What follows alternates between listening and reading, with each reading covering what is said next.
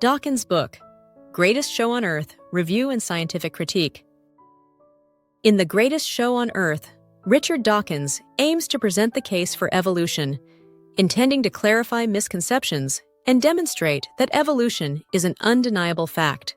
He explores examples from nature to illustrate evolutionary processes, arguing that natural selection and random mutation are sufficient to account for the complexity and diversity of life.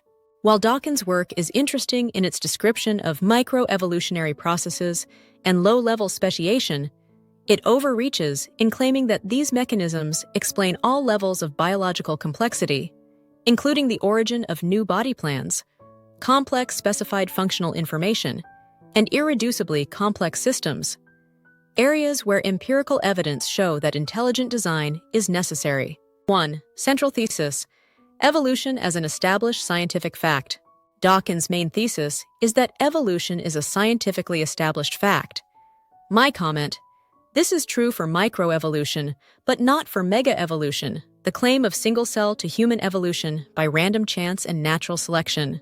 Dawkins contends that natural selection acting on random mutations can account for all life forms and their complexities. However, while microevolution and low-level macroevolution, speciation within genera, are supported by evidence, Dawkins' claim that these processes can account for higher-order complexity, naturalistic mega-evolution, is not supported by the scientific evidence. Evolution at the level of higher taxa, such as new classes or phyla, demands new genetic information and structural organization, aspects that mutation and selection cannot produce. 2. Evidence for micro and low-level macroevolution.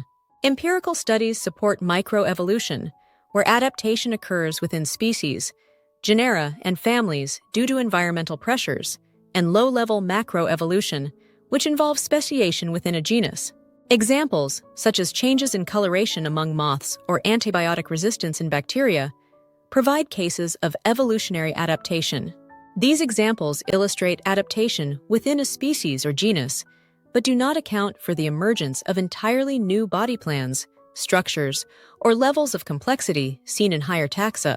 Limits of micro and low-level macroevolution for explaining higher taxa. Dawkins frequently equates microevolutionary adaptation with the broader scope of evolution that includes new body plans, novel genes, and complex systems. However, microevolution works by reshuffling or modifying existing genetic information rather than creating entirely new, complex functional information. Naturalistic megaevolution, such as the origin of new phyla, would require extensive new genetic information and structural innovation. Dawkins' reliance on examples of micro and low-level speciation does not address the significant biological leaps required for the emergence of entirely new forms and features for the higher taxa, kingdom, phylum, class, order. 3. Dawkins' model fails to account for complex specified functional information. Dawkins argues that random mutation and natural selection can create complex biological structures, but he does not address the origin of complex specified functional information. Complex specified functional information refers to highly ordered sequences that serve precise functions, essential for cellular and molecular systems. Such information is not only ordered, but also interdependent, meaning that the presence of one component is necessary for the proper functioning of another. Random mutation as an inadequate source of functional information. Mutations tend to disrupt or minimally alter existing functions, while beneficial mutations involve small changes within existing systems.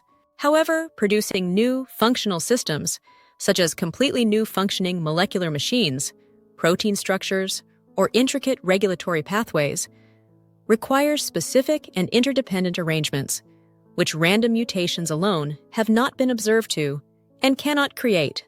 Dawkins's examples of minor adaptive changes do not address how entirely new, information-rich systems emerge from undirected processes. Dawkins provides no testable and falsifiable step-by-step gradualistic biochemical process by which complex functional nanomachines arose. Intelligent design as a source of specified functional information. Specified functional complexity, similar to coded language or software, points to intentional design. Intelligent design posits that the intricate, functional information in biological systems like the arrangement of nucleotides in DNA, reflects an intelligent origin. This perspective aligns more closely with observed patterns of specified complexity, which undirected mutations have not been shown to produce and cannot produce. 4. Ignoring irreducible complexity.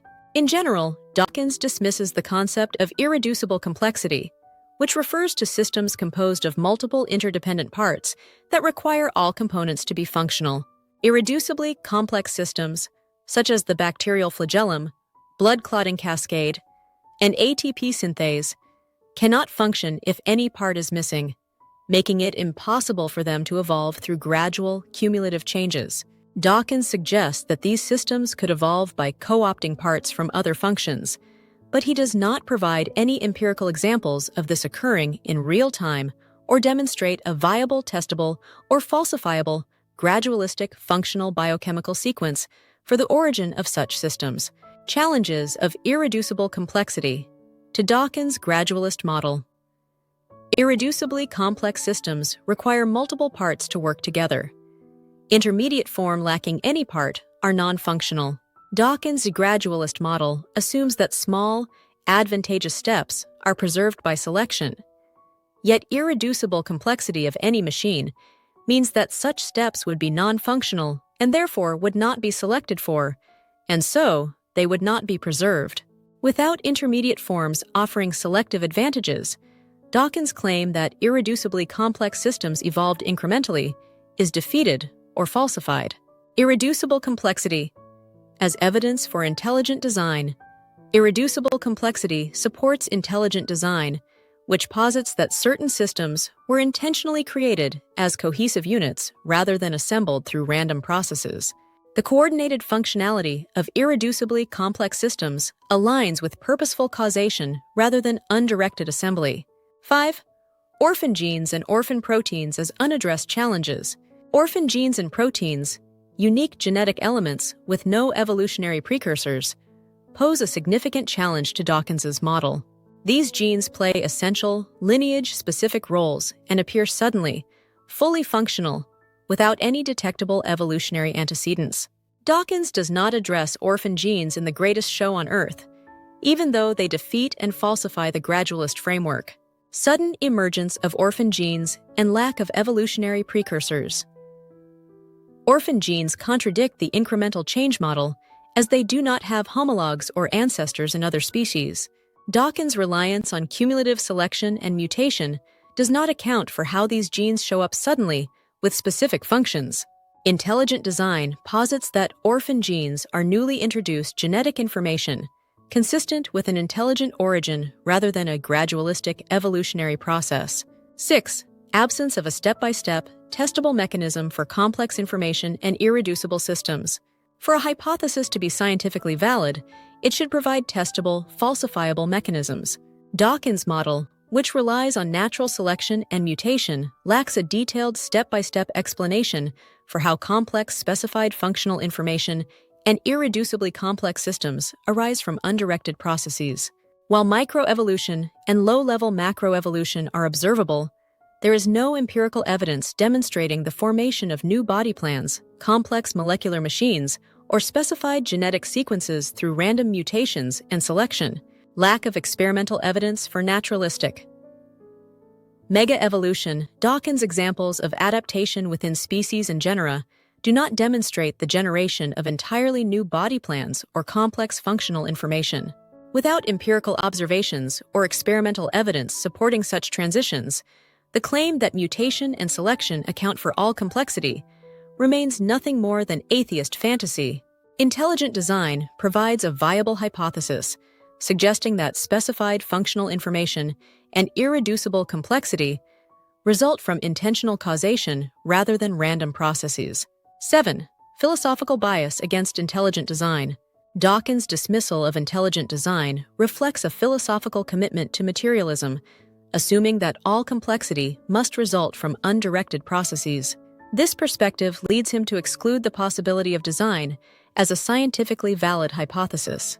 By assuming that science can only consider naturalistic explanations, Dawkins limits his scope of analysis and overlooks empirical evidence that points to intentional causation.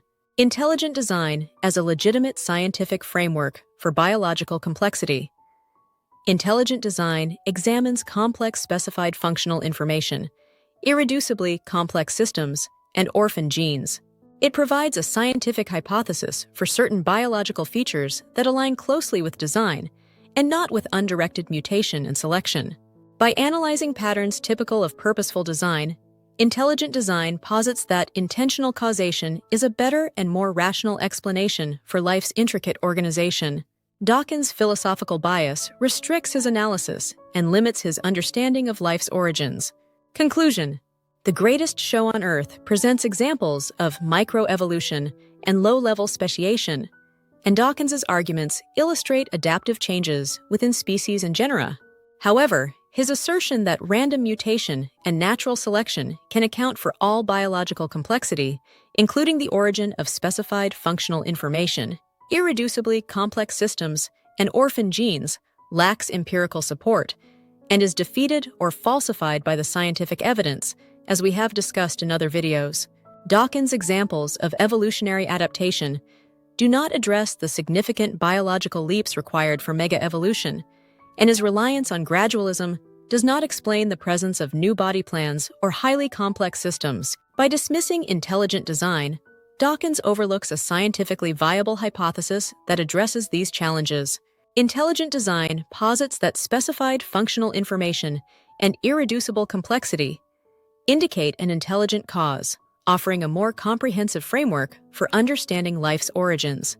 Recognizing the limitations of undirected processes and considering the reality of intentional causation would enhance the scope of scientific inquiry, aligning with both the empirical evidence and the rich complexity observed in biological systems.